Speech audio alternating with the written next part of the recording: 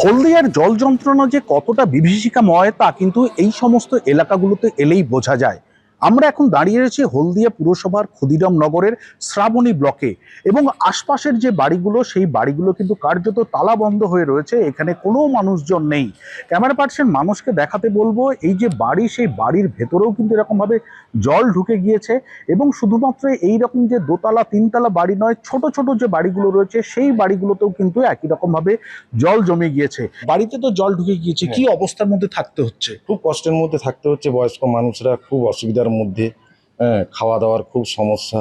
বাড়ির যে মধ্যে, সেই মধ্যে যেরকম ভাবে জল ঢুকে গিয়েছে এবং শুধুমাত্র এই যে বাড়ির যে সামনেটা অংশ সেটা নয়, একেবারে যারা যেখানে ঘুমানো হয় অর্থাৎ সেই যে রুমগুলো রয়েছে সেখানেও কিন্তু এরকম ভাবে জল ঢুকে গিয়েছে এবং বেশ কয়েকদিন ধরে কিন্তু এরকম ভাবে জল যন্ত্রণাতে ভোগ করতে হচ্ছে।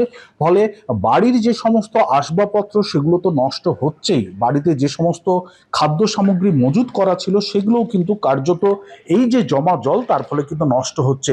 পানীয় জলের সমস্যা রয়েছে, কেননা পাম্প থেকে সেরকম ভাবে জল তারা তুলতে পারছে না, কোনো রকমের দূর থেকে তাদেরকে জল নিয়ে আসতে হচ্ছে। এই তক্তপোষ ডুবে গেলে একটু উঁচু করে জিনিসপত্র সব নষ্ট হচ্ছে। হ্যাঁ, ডুবে গেছে জলে। খাওয়ার জলটা খাওয়ার জল ওই আনছে।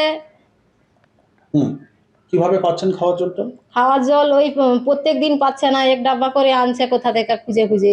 এই যে দুর্বিষহ অবস্থা, সেই অবস্থার মধ্যেই কিন্তু কার্যত তাদেরকে দিন কাটাতে হচ্ছে। তারা চাইছেন কবে এই জল যন্ত্রণা থেকে তারা মুক্তি পান।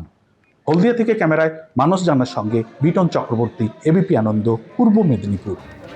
3 দিন ধরে এভাবেই জলমগ্ন হয়ে রয়েছে হলদিয়ার একটা বিস্তীর্ণ এলাকা। ছবিটা একবার দেখুন, বাড়ির ভেতরে জল ঢুকে গিয়েছে, খাবার ঘরে জল ঢুকে গিয়েছে, রাস্তায় বাইক নিয়ে বেরিয়েছেন, সেই বাইক জলমগ্ন হওয়ায় একেবারে বাইক পর্যন্ত খারাপ হয়ে গিয়েছে, কোনো মতে ঠেলে ঠেলে এগোতে হচ্ছে। ছবিটা একবার দেখুন, নাজেহাল অবস্থা। স্থানীয় বিধায়ক কি বলছেন দেখুন। 4 বছর হলদিয়া পৌর নির্বাচন হয়নি, কোনো পৌর প্রতিনিধি নেই।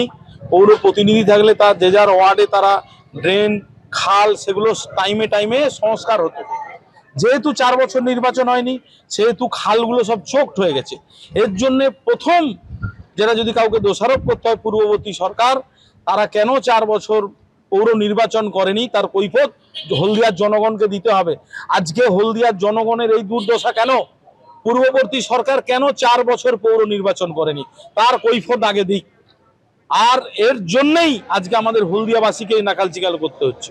এবিপি আনন্দ, এগিয়ে থাকে, এগিয়ে রাখে।